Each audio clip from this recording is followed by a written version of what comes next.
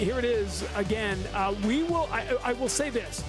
We have set a new record, and I will say the number is 5.742 million and counting, because we will continue to take your gifts. We will continue to take your donations, and we will continue to raise as much money as we can to strike out cancer at the Dana-Farber Cancer Institute, the Jimmy Fund Clinic, and all the miracles happening over there. For all of us at NESN, everyone at the Jimmy Fund and the Boston Red Sox, thank you so much for spending the last 2 days helping us raise this incredible amount of money. We couldn't do it without you. It's all in support of the life-saving work being done at the Dana-Farber Cancer Institute. The most successful Jimmy Fund radio telethon in history wraps up, but we'll keep an operator standing by, so give us a call.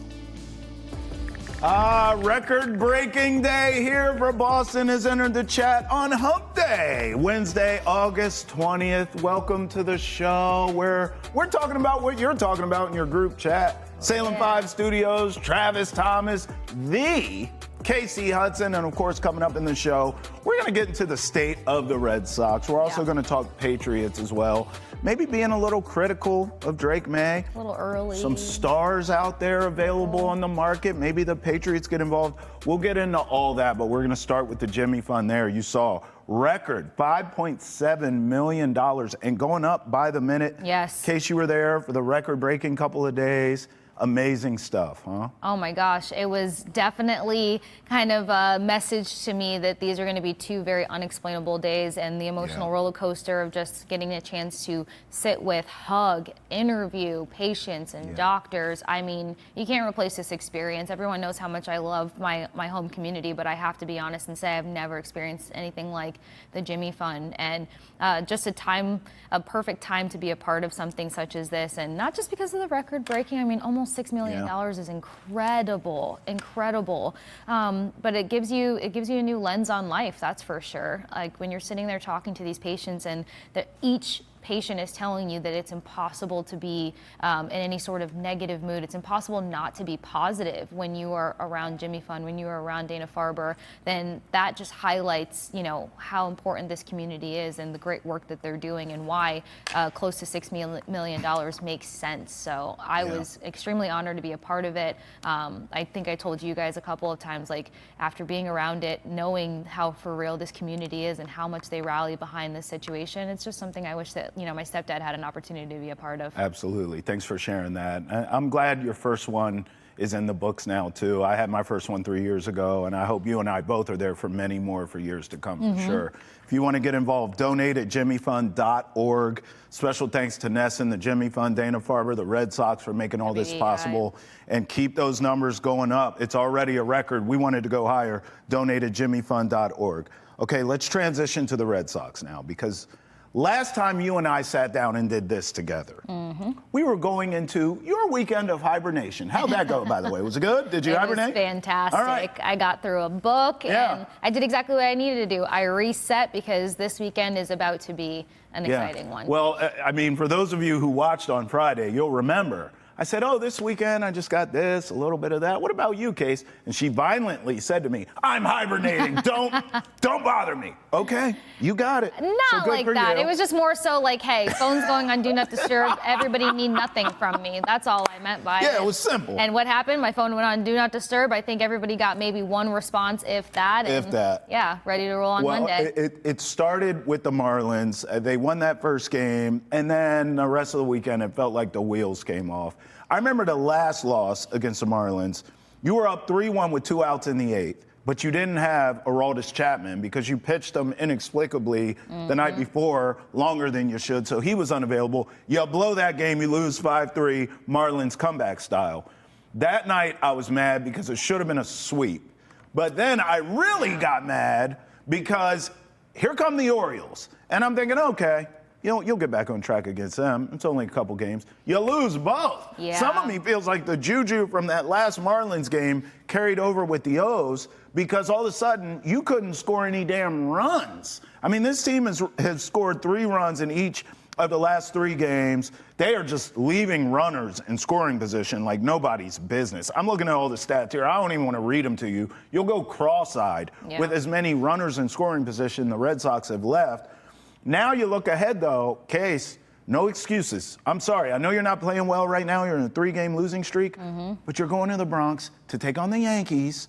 Like, you can make your own hay in your division right now.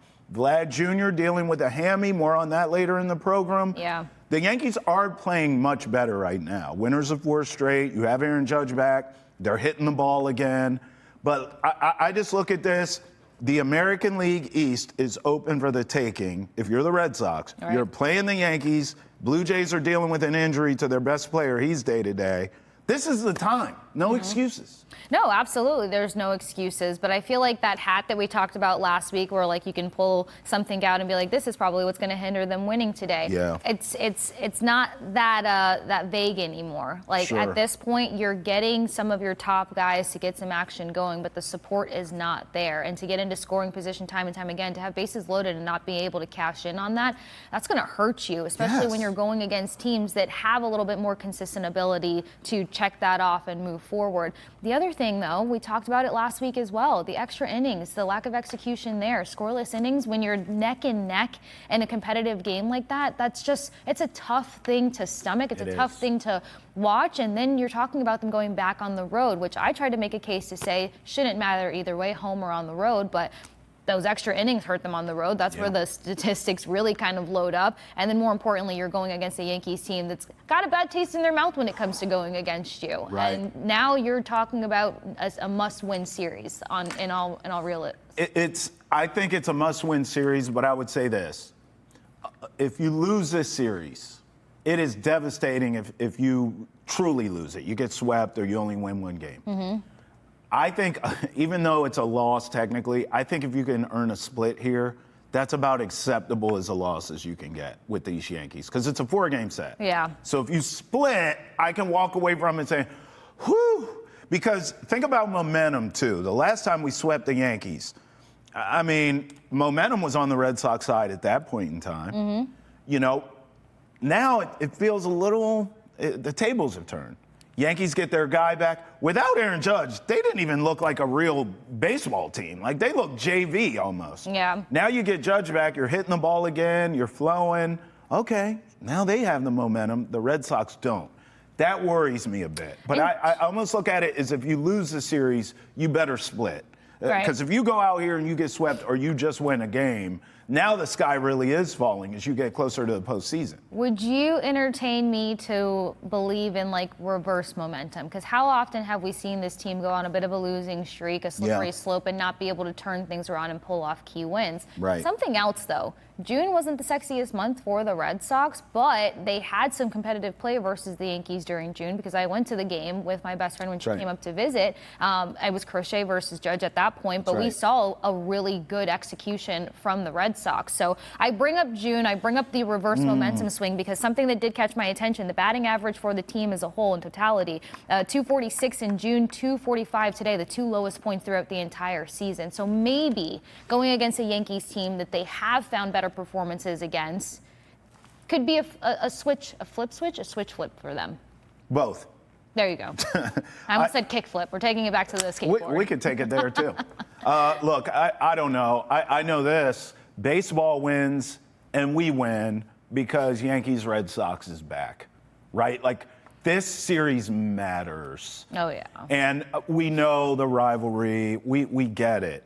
But how many times over the last... This is where you want a Dobbins back, though, to just kind of, like, add some smoke. Yes, you know? Absolutely. But I'll say this, like, over the last few years, that juice hasn't been there, especially this time of year. The Yankees are always rolling, and the Red Sox, although mathematically still alive, none of us have felt like, oh, this team's going to make the... Most of us have been rolling our eyes this time of year, like, oh, remember when Yankees-Red Sox mattered? It matters now. This is a huge series this weekend. What would you pinpoint has to function, has to work for this Red Sox team to compete against the Yankees coming up here? Because we saw a number of things. I mean, I mentioned the extra innings, that's whatever. Yeah. The batting lineup, that's whatever. But then you're talking about, pitching being touch and go as of late. Well, the I would pulse on say that's been a little. I think the starting pitching has been good enough to win. I think the run support has just been atrocious. So you're focusing on the runs. You know what it is? This is kind of a cop-out, I guess.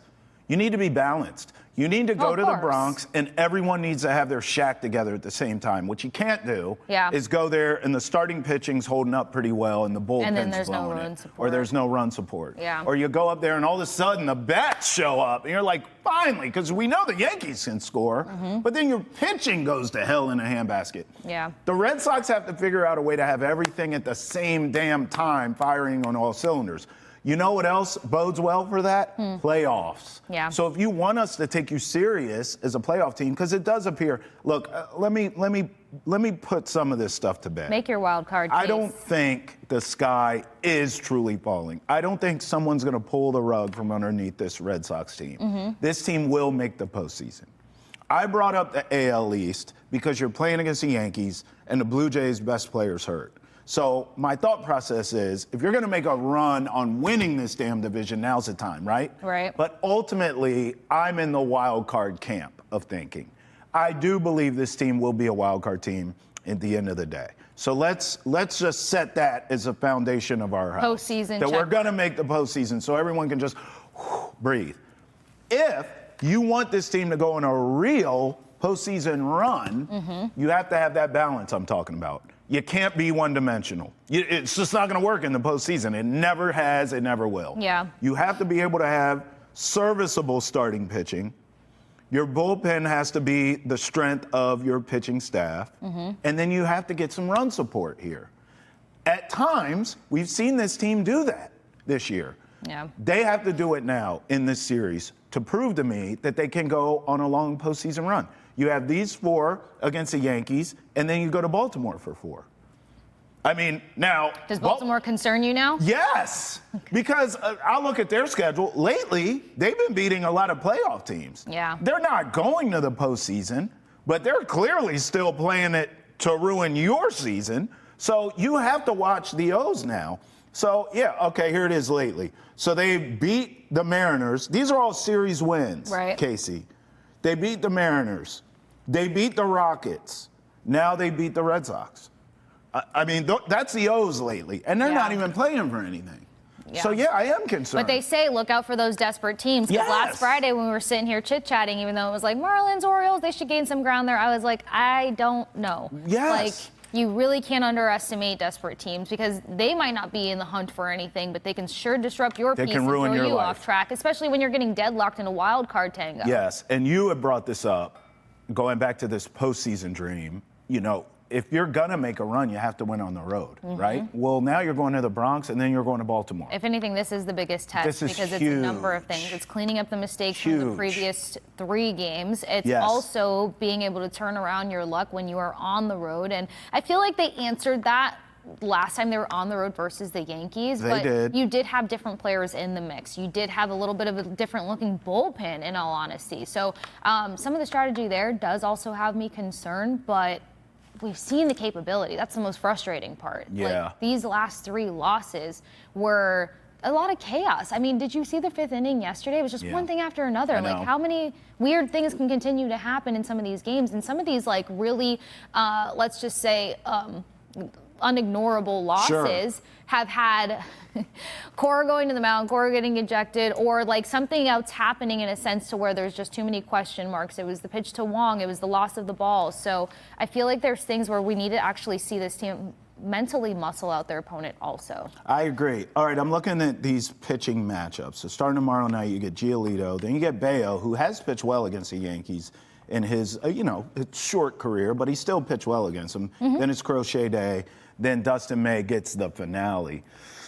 Ooh, boy. I'm sort of looking at a split, I'll be honest.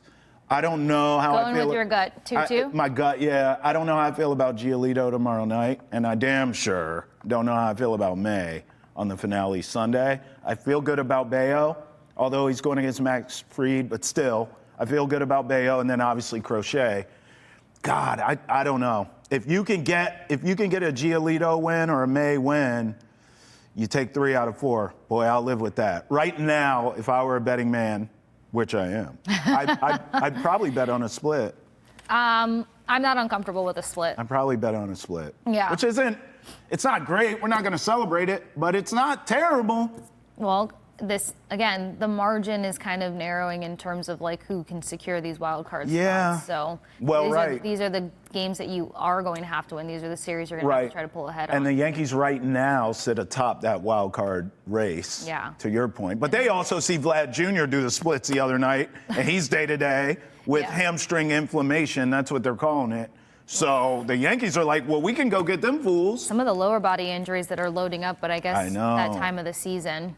Well, Vlad also isn't the most svelte athlete you've ever seen. He's a elaborate on that? We'll call him husky. Oh gosh. You know, I mean, I can't. What am I gonna say? He's happy. But, yeah. That's what we're calling. He's a happy man. Yeah. If you want to talk Red Sox with us, maybe you're husky. Get involved. We don't judge. 617-790-0928. Come talk Red Sox with us when we come back. There are a lot of stars still on the market in the NFL.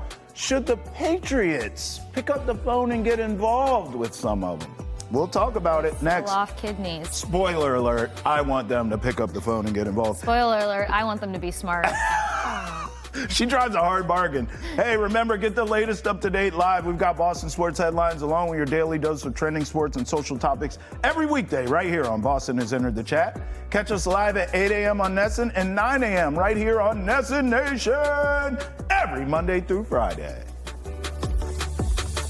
There's a couple big names available trade-wise. Would you be willing to swing a big trade at this point in the season where the calendar is? Yeah, absolutely. We're talking to all 31 other teams and trying to do what's best for us. And if something presents itself, I think those things are often a lot more complicated than, the fans and some others like to make it believe. But, if there's something that we think can help us, we'll definitely be open to it. Would you be willing to give up in a trade a second or maybe even a first-round pick to make your team better this year? Sure. Yep. Just doing what's best for the team. If there's a player out there that we feel like can help us, then, and it costs that, then we would consider doing that. So you're telling me there is a chance. You ain't saying no. I don't know. That sure was almost like a whisper. You know had what? to lean into it, like. I was reading body language. There. Sure. You're not wrong, but what I was picking up on, my radar was going off. A lot of nerd vibes there. I don't necessarily think it was the body language of, I don't want to show my cards here. I just got nerd alert. That's all. So with that being said, let's do some fantasy trading. Behave. Now, let's get to these tweets. Diana Rossini tweeted this about one star who we both, well, more so me, but that's a spoiler alert. We'll get into your view on this. There's still plenty to Yeah, Diana Rossini tweeted about one star the Patriots should get involved with, in my opinion.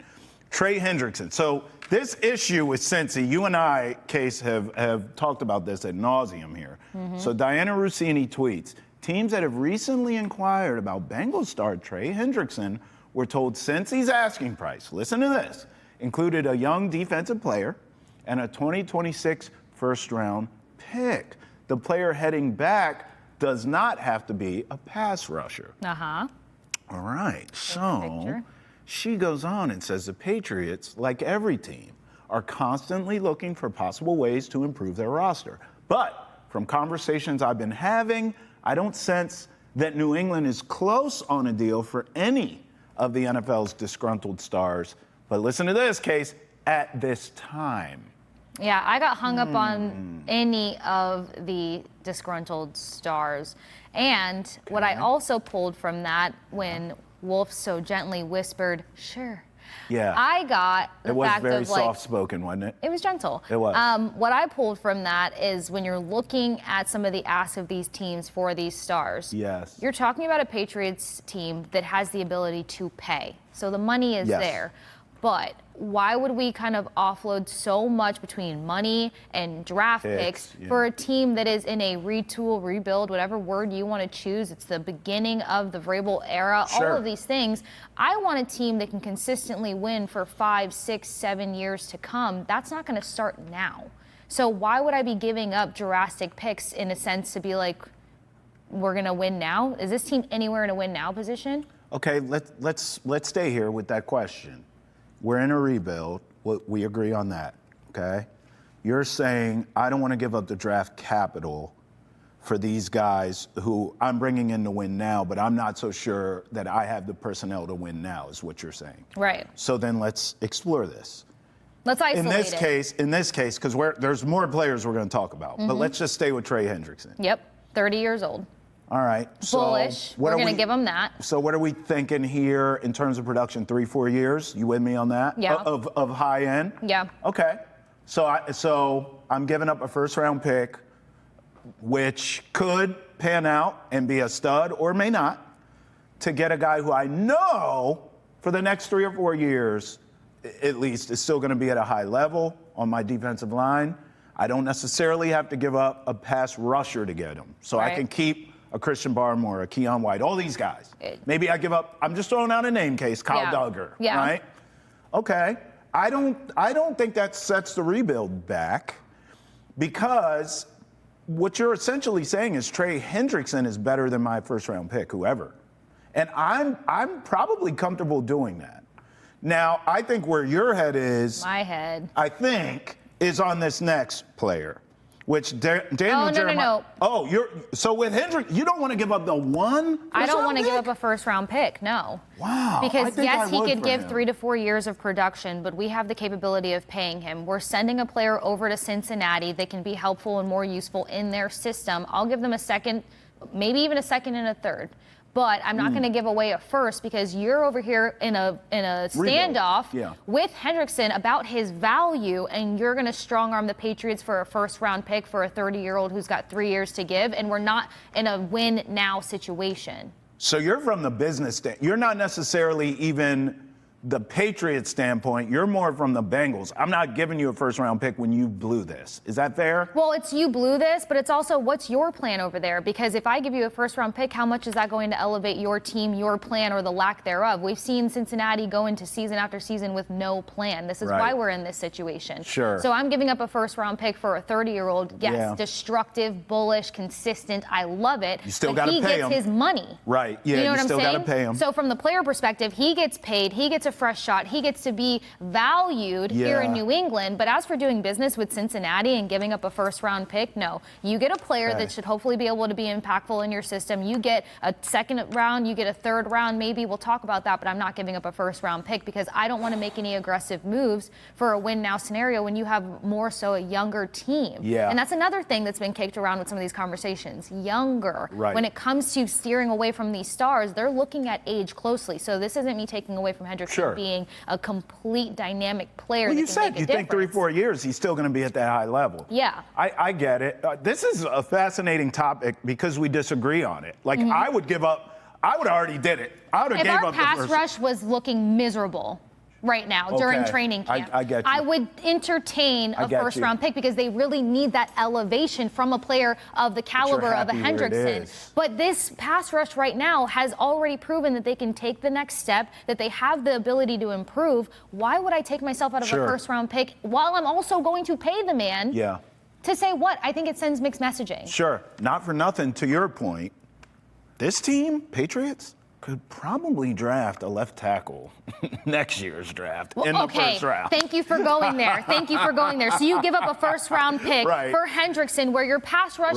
is no longer like the biggest owie on your roster. You have an offensive line that's not panning out. They're playing musical chairs, for crying out loud. And you're going to give up a first-round pick. You're going to give up an opportunity to maybe finally get this offensive line on a stable leg because you need Hendrickson. Golly. Toby, write this down in the list of things for me to never do.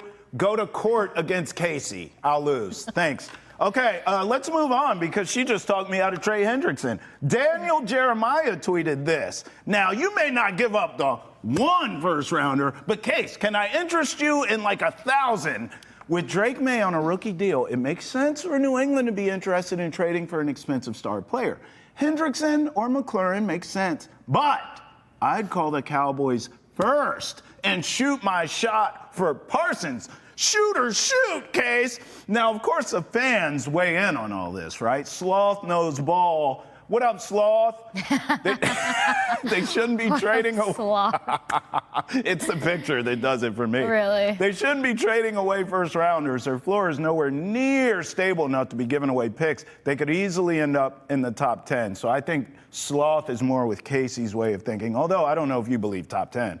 And then Thomas tweets this, clearly AI-generated version of a very happy Mike Vrabel and a very happy Michael Parsons. I will admit this, even though it's AI, Micah in the Patriots uni does look natural. It looks like it fits. It looks like it should happen. Just saying. It looks like it fits, and like from a real like maniac standpoint, the idea of Vrabel coaching Parsons, the beast that would be unleashed, and we've already seen. He's a Vrabel guy. He is a Vrabel guy. Right? He's tough. He plays hurt. He's sick of Jerry talking all Jerry's crap. Like, he he's the kind of guy that'd have a bone hanging out of his skin and be like, tape me up, I'm going back in. And all that to say, price might be too high for me. Damn it, Case. So you won't give up a 1 first rounder for Trey Hendrickson. Terry either? Can we have the Terry combo? No, Terry doesn't need a first round pick to Damn, Case, you are a stickler. Lord have mercy. I'm a make it make sense girl. We are on the younger side. We are using the word retool. You can't do win now moves and put yourself out from potentially being a win consistently team down the stretch. Micah's young.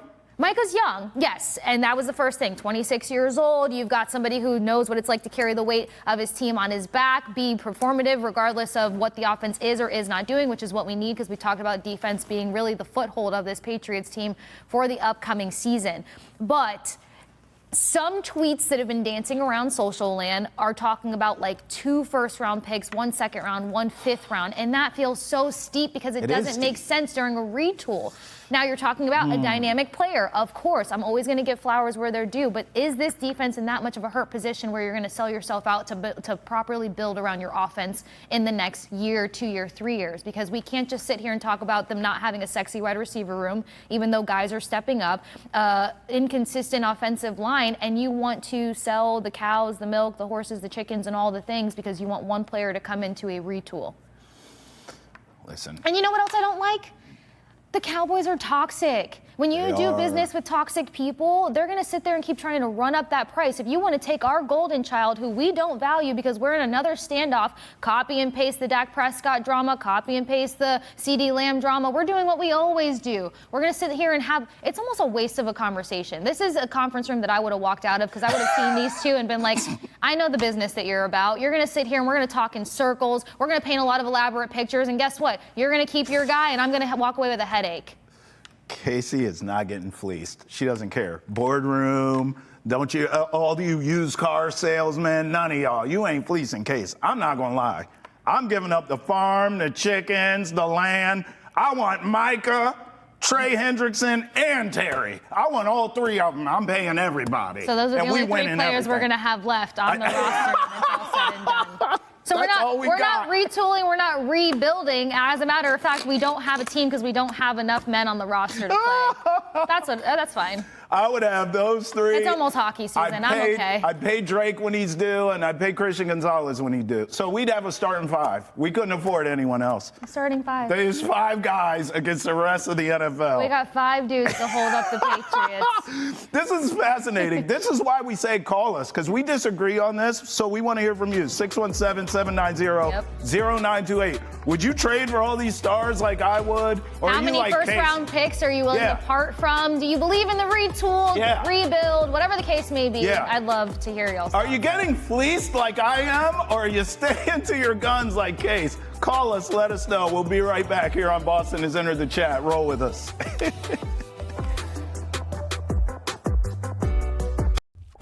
Back inside the Salem 5 studios where Boston has entered the chat. Travis Thomas, the Kasey Hudson here. Now it's time to get into what's trending in the world of sports in your group chats, which is really what we're all about. We're all up in your group chat. In fact, call us 617-790-0928. Get involved here in the program. Case, did you see Vlad Guerrero Jr. the other night? He did the splits at first base. Ugh. He got up, he said, "Oh, Lord." I said, "Uh-oh, that looks like a hammy." Sure enough he's now day-to-day. So the MRI was at least negative. It was not torn or anything like that. But he does have a bum hammy now, day-to-day. I feel like this is time for the Red Sox. With the Blue Jays, now he's reeling. Vlad Jr., their best player.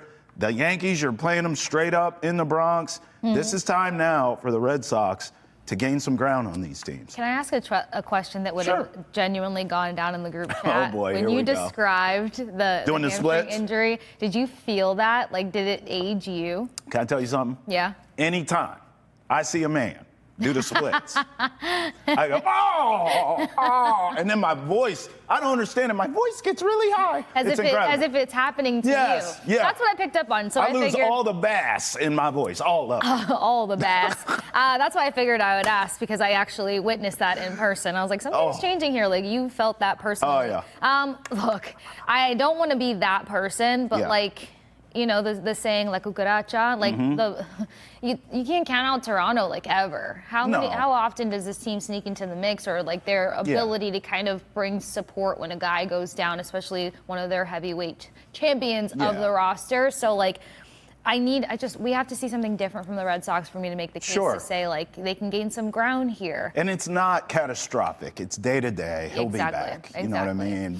And all these athletes push their body to make sure that they can be present in the postseason. But they're still, right now, they're at the top of the division. None of us, I think I'm speaking for all of us here, none of us trust the Blue Jays. So I think that's some of it too, is, you know, everyone's kind of waiting on that boat to take in water. Yeah, and your best player. Because you can't count them out, but then they tend to, like, you know, run themselves off. By the way, let's be honest. We'll just stay in the division here. Yeah. When Aaron Judge was out, it wasn't catastrophic either. He was out for a little bit of time. The Yankees were a mess. So it does happen. I think it's just a matter of what happens to the Blue Jays, and also how long is he out? Okay, right? So on a scale of 1 to 10, do you trust that the Red Sox can gain some ground here with the Blue? On a scale of 1 to 10, 10 being trust the highest, I'm at a 5. I'm at a 10 for the wild card. Okay. I don't think the Red Sox are going to win the division. I just don't. Whether it's Yankees or Blue Jays, I think this is a wild card team, period. Yeah, well, you said that from the jump. Yeah. So, all right. That's where I'm at. I can land with you on that So one. it's less in mistrusting the Red Sox and more on where I think they're going to end up. Does that make sense? Yeah. All right, the Colts have named Daniel Jones. Who? Daniel Jones. Yeah, I know. QB1 for the season. I guess they're done with Anthony Richardson at this point, right? I mean, are you really asking for my take? They have to be. I'll repeat myself. UF does not breed quarterbacks. You're right. UF, University of Florida, does not breed quarterbacks. You called it. Yeah, and then when everybody got so excited around this, I was just like, all right, I'll be here for emotional support at the end of all of this, because in my 33 years on this graceful planet, UF has not breed quarterbacks. Really don't.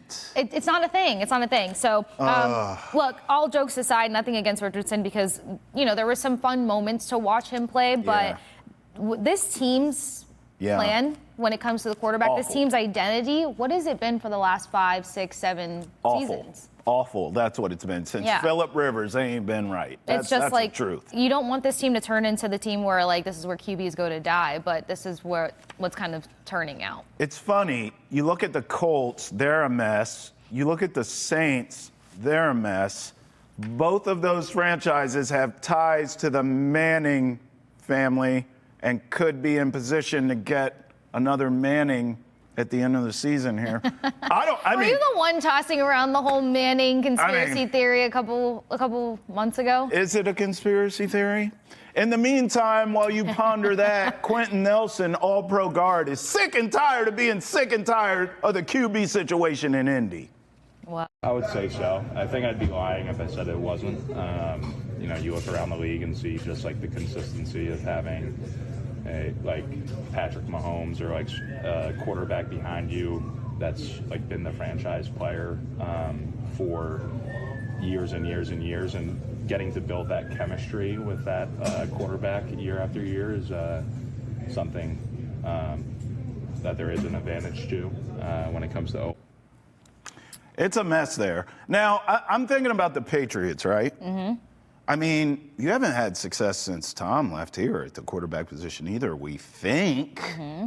Drake Maye is a franchise guy. More on that later in the program. Yeah. But, I mean, it hasn't been great. You've had Cam Newton, you've had Mac Jones, now you have Drake. Well, who do you have in between that? Brissett, like you've had a little bit of quarterback carousel here too since the GOAT left. Yeah, this has been musical chairs with a booming tune, that's for sure. And I can totally understand his frustration, because something that we will have to get into when we discuss Drake Maye later on here is like, it's not underestimated the cohesion that has to be present between the offensive line and the quarterback, but I guess you don't realize the frustration that can really lie for the offensive line when there's no consistency from the quarterback, regardless of who it is or how well they're playing. So now it's just like it increases the pressure on the offensive line. It makes their job tougher, and there has to be an untouchable bond between almost every single offensive lineman and their quarterback, and that can never be established when you're doing things like this. So I feel for him, because we're seeing it almost in reverse here in New England. I feel bad, too. That clip was Quentin Nelson, who's an all-pro. I think he's going to be a Hall of Famer. He kind of reminds me of the new Joe Thomas, because Joe Thomas was great for years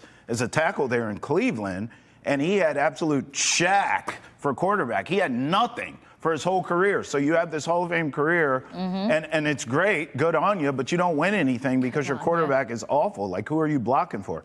All right, more quarterback news. Oh, what do you know? We have Arch Manning news. Oh, your conspiracy theory? Well, it's funny because Arch Manning himself kept the door open for a potential jump to the NFL case. If you remember, we just spoke about this. So this is from Underdog NFL. They tweet, QB at Texas, Arch Manning, on Archie Manning's comments, you and I talked about this, that he wouldn't declare for the draft next season. Quote, I don't know where he got that from. I'm really just taking it day by day right now. So I would like to say that I was right, because it's all about the money. And I told you, if this kid goes out and balls this season, which I think he will, he could be a Heisman winner. Texas should be really good. I don't personally think they're going to win the Natty, but they could. They're talented I don't think they're going to win the Natty. I don't think so. That they're going to be disruptive. They're talented enough. Yeah. If he has a great season like we both think that he will, he's going to the NFL, because I don't give a damn how much money he makes with NIL. There's more in the NFL. Forget the NIL. It's about the NFL. Yeah, well, and I think part of the whole, like, I'm not sure what Archie's talking about. It's like, it's advice versus execution, right? So, like, the advice is probably for him to stay a little bit longer in college, where he's saying, okay, I can come out and start learning with the team that I'm going to grow with. And then, like you said, shift his finances. NFL can top NIL. I think that we saw a lot. It wasn't a lot, because we got glimmers. We saw enough out of Arch during the previous season, especially when he had to come in and help facilitate Quinn Ewers being out with an injury. His last name's Manning. Yeah. What more do we need to say? But we also talk about the league kind of disrupting the potential of these guys when they come in too young. So I can understand where the advice is really being like, hey, make sure you've got all your T's crossed and your I's dotted before you decide to make the jump, because if you go to the wrong team that's not going to properly develop you, you're never going to have a career. You're going to rotate into the elite backup position that you could have been better than. So we'll see what this season holds, because now this is his team. This isn't him just stepping in to fill in. It's his team, and that's a whole different weight on the shoulders of these athletes. Hey, Casey's not buying it, but if you want to put the tinfoil hat on with me, and the Saints tinfoil and the doesn't go with my outfit. Are both, I'm telling you right now, they're both tanking for Arch. If you want to get involved in this, 617-790-0928. You're not crazy. You have a home here with me, because I believe these teams are tanking for Arch, and Arch knows it. More QB talk here on Boston has entered the chat. When we come back, we're talking QB1 here in New England. Or is he? I'd be devastated to see Arch in New Orleans. Yeah, that'd be crazy. I want better for him. That's all. Drake Maye talk next, right here on Boston has entered the chat. Roll with us.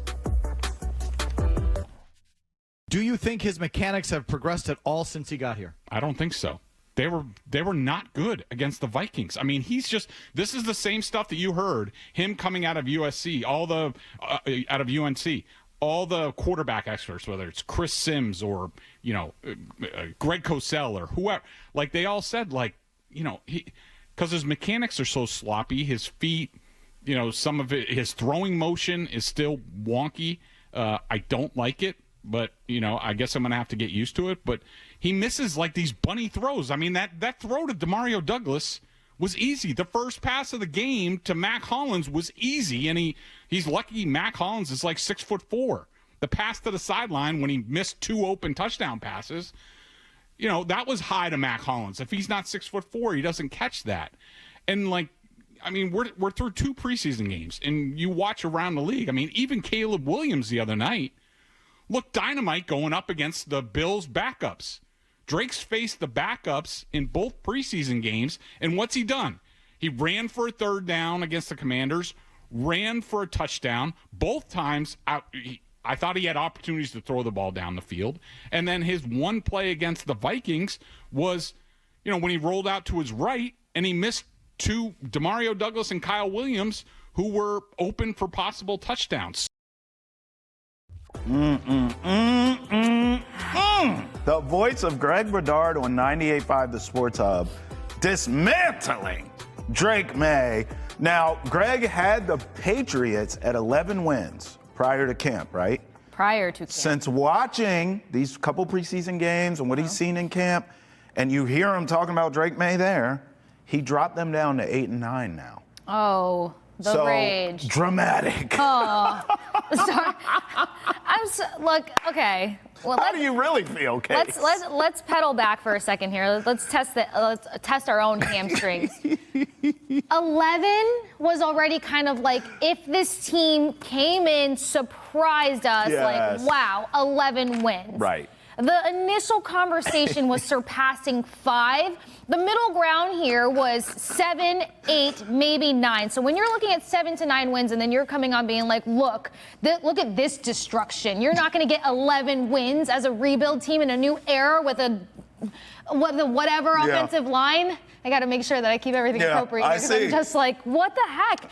What the heck? Yeah, this is why I stay on our good side, folks. You see this. Just make it make sense for me. 11 wins is ridiculous. Drake Maye is playing behind an offensive line that's playing musical chairs themselves. Bradbury, who you brought in to be your stout centerman, is having struggles reported over and over and over again. Facts. We're talking about relationship and chemistry, so he doesn't even have a relationship with his center. That keeps changing. Then there's struggles. The veteran can't be the veteran for you. And yeah, mechanics and some of these other things have come into play, but you can only polish off so many things when there's so much going on around you between establishing a new intricate system for one, and for two, you have an untrustworthy offensive line. Now, when it comes to the high throws, I was watching the game. Yeah. He did have good protection. The pocket did not collapse on him when he got rid of that ball and it went too high. But you can also see, and tell me if I'm wrong here, you can see where, what do they say? Whenever something's hurting you, you kind of overcompensate, right? Some of these young quarterbacks, when they have so much chaos going on as they're trying to establish and find themselves, they start to overcompensate. What's the first thing that they do? Build this relationship with the tight end. You're 6'4", you're 6'5", you're 6'6" guy that you can throw it up that helps you make these plays. So he has to curtail some bad habits here, and we're talking training camp. But 11 wins to the doom and gloom of 9 wins. Yeah, listen, this is why in one show, Kasey has shown you everything. I mean, she was a lawyer just now. Earlier in the program, she was a business CEO. She said, no, I'm not giving you a first rounder. I'll give you a second rounder, and I'll pay him. But I mean, she has shown you everything she has. It's only Wednesday. This is too much. I'm sorry, Boston.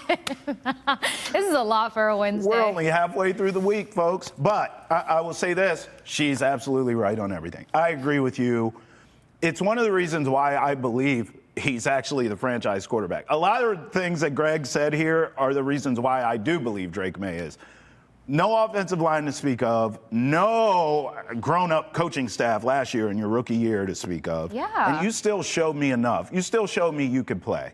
Now, the things we're seeing now are growing pains. What you just described. Learning how to settle you're learning down. a new system that's an actual, real NFL Kicking tangible bad system. habits. He had a lot of bad habits year one. His line is improved, but not great still. His weaponry is improved, but not great still. He's Travis, still we're learning. talking about Ben Brown beating out Bradbury. Right. What was the first thing said when Bradbury was signed? Right. We were hoping that was going to be the That was a one check mark Yes. of consistency, Yes. dependability. We can speak to what he's going to That's bring. right. And then everything else we'll figure out. Yes. That's not even a check mark at this point. Well, no, it's not. And by the way, this offensive line isn't a check mark at this point in totality. It's just better than it was last season because last season was the worst it could be ever. Mm-hmm.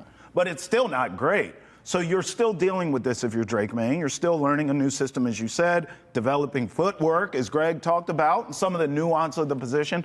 Touch pass, that's part of it. The dude has a rocket launcher arm. He has to learn how to put touch on the ball. So a lot of the things that I think Greg was complaining about in that snippet, I get, but it's also like you're complaining about stuff a veteran quarterback should have down pat. This kid is still young. Yeah. He's still in his embryonic stage of development.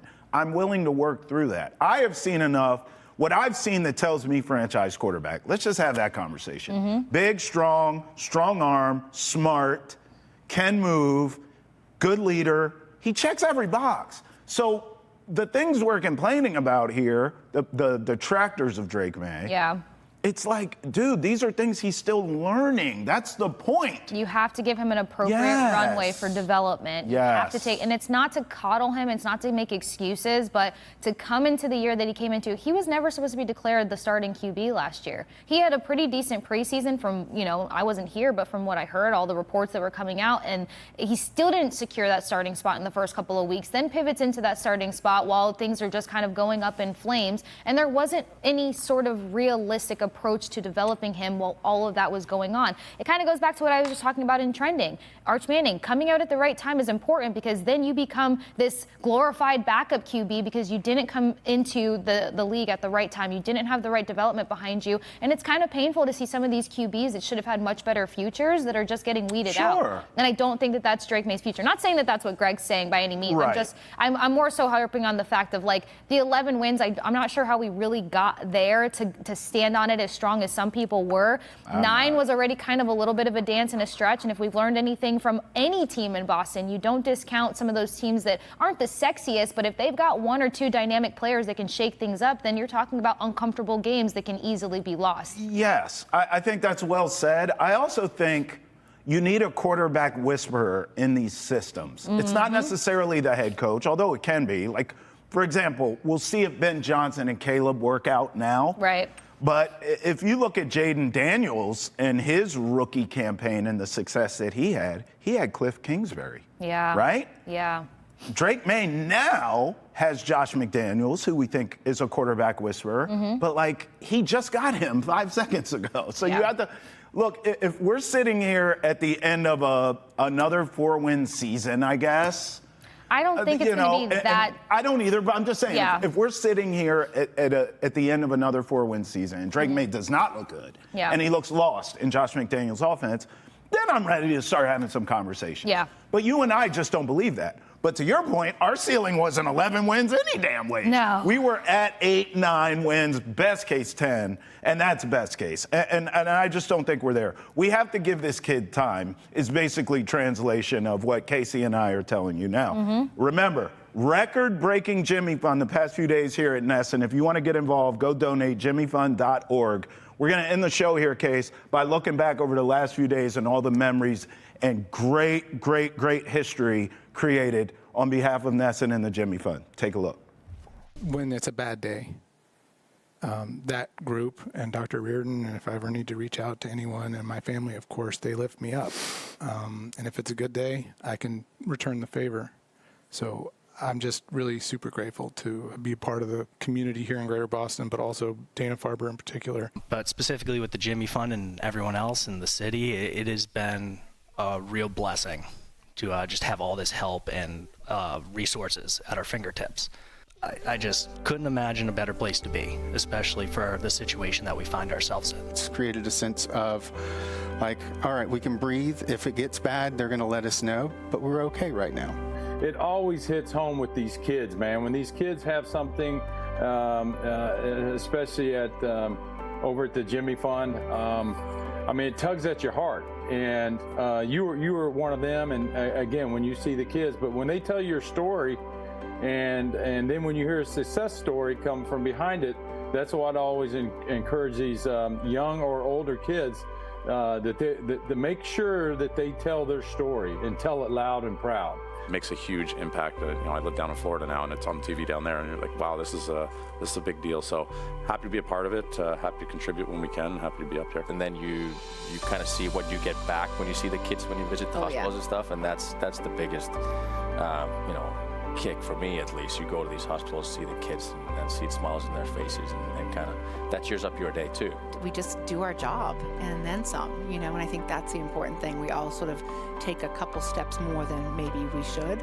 or is expected of us, and I think that's the magic of it. During chemo, he had his smile the entire time due to everything that they do at that clinic. And as of a week ago, Paul, what are you? What are you? What? Cancer-free. Cancer-free. As of 1 week ago. I do arts and crafts. Yeah. And I love going to the resource room. Yes. And I love being cancer-free. I'm so happy. But something you wanted to try here. Do you remember what it was? Yes. Fenway Frank time. No bun. How are we thinking? 10 out of 10? Oh yeah. Oh, you want Thumbs it? up. There you go. There you go. Is it delicious? Yes. I told myself, I can go a couple ways about this journey. And I told myself, I have cancer. Cancer doesn't have me, and I'm not going to let it define who I am as a person. They should donate so kids like me can have normal lives like other kids. To see the joy on their faces, to see how I can, with that little moment, can change their life or can make their day, right? And not only for me, but also with my teammates. It's pretty inspiring, and it makes anything that I'm dealing with in life, seem like nothing. So. Oh no. No, I mean sweet. it's that's just she's just an amazing person, and I'm privileged to be her brother. I can't control that I have cancer, but I can control how I treat others and how I deal with my journey. I feel amazing. I just rode 180 miles in the Pan Mass Challenge, so. Oh, it's really encouraging to see the progress on this. The fact that there were clinical trials starting to come out. Now there's one approved. It's really been an interesting journey to watch the science continue to evolve. Be able to utilize our platform for a great cause in the Jimmy Fund. How much it means to this organization, the city, all the people here, all the great work that's done to help fight cancer. It's just great to be. They follow up even when you're home. We're constantly getting phone calls. How's he doing? What's going on? I mean, it's just amazing. Just an amazing way to give back and to be here for the city. Everyone knows the Jimmy Fund's going on, and like you said, the numbers have been great, so it's been fun to watch.